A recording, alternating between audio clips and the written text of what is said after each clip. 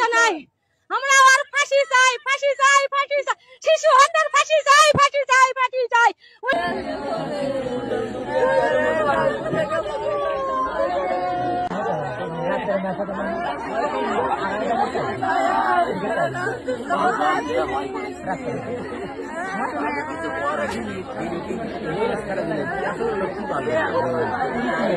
আর তা পুলিশ আসার আগে দৌড় মারে মরে যাবে।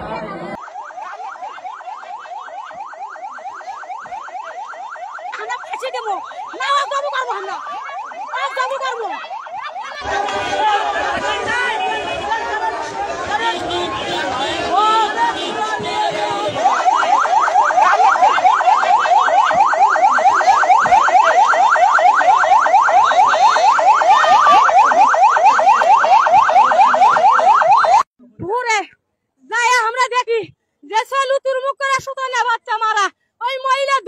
সেই মহিলা গুদার পাড়া থেকে ধরে যাচ্ছে আমরা। ওই কত মায়ের মুখ খালি করতে, ওই মেলা বহুত তৈরি করতে, ওই মহিলা করতে। হ্যাঁ ওই মহিলা কাল 11টার সময়,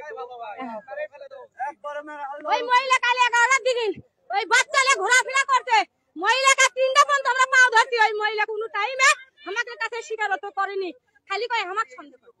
11টার সময় কাল সকালে ঘুমার থেকে উঠছি, উঠে আমার জানলা সই আমি দেখি তো স্বপন কাকা কান দিচ্ছে। আমি দৌড়ে গেলাম, যাই দেখি তো স্বপন কাকা কোনো কথা কবার ইচ্ছে না, আমি দৌড় মারে যাই দেখি আমাকে পাঞ্জাবি মার্কা লিলু ভাই আর আমি ধরলাম, চেন্নার বাড়ি পার হয়ে যায়।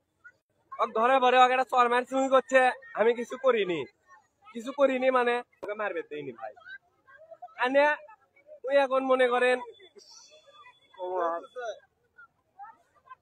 আমাকে পাড়ার লোক অস্থায় সাথ আছে ভাই, আমাকে পাড়ার লোক না সাথ থাকলে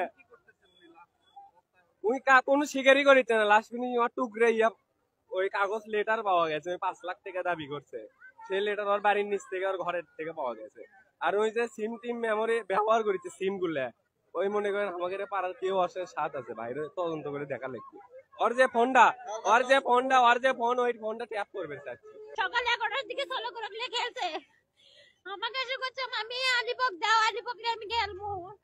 সলকলে আমি মাছ আনবে গেছি, মাছ আনবে রাস্তার দিকে চল নাই, সলক নিয়ে সলক টাকা দিতে, আইসক্রিম কিনে দিতে, বিস্কুট কিনে দিতে, বিস্কুট কিনে দিয়ে ঘরের ভিতর বন্ধ করে তুলতে চলো। 12টা 1টার দিকে চল নাই, সলক খুঁজতে চল নাই। পুলিশ প্রশাসন সবাই দিকে পড়ছে, তাও সলক পাওয়া যায়নি। পরে শুনে চলো ম্যাগির কাছে আর ফাঁসি দাও।